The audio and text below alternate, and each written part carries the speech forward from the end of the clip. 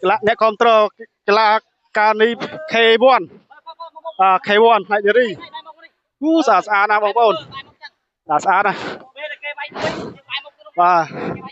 chỉ cả một ngày ba tiết này đi không hai thứ bảy hai thứ bảy vợ chồng rút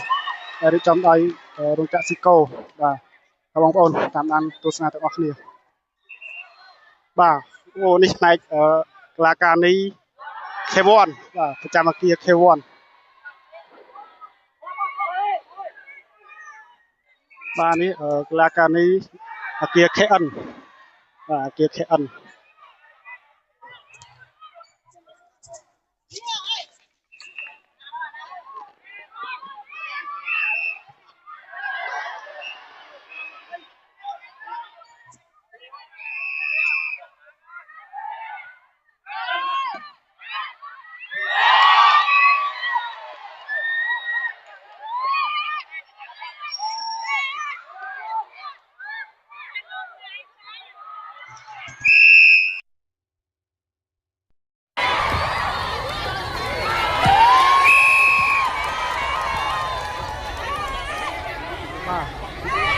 kia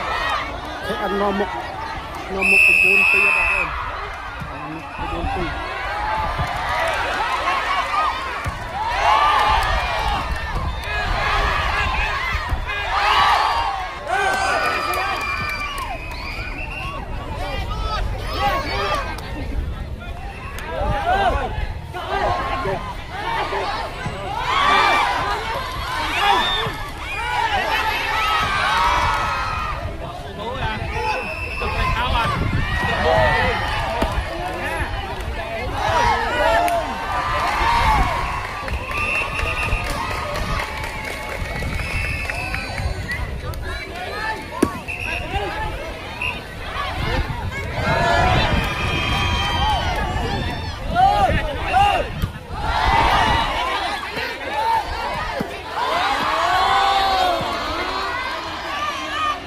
bông đi kia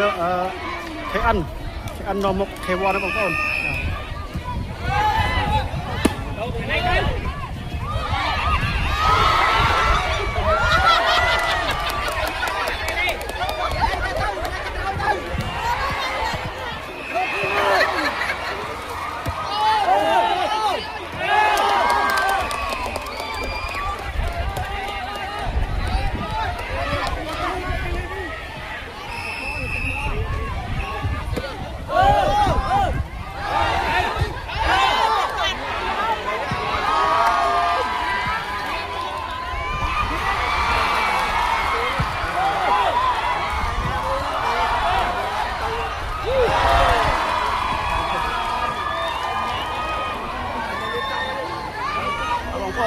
kia thấy ăn này đi nó một cái bông một chào nó bông con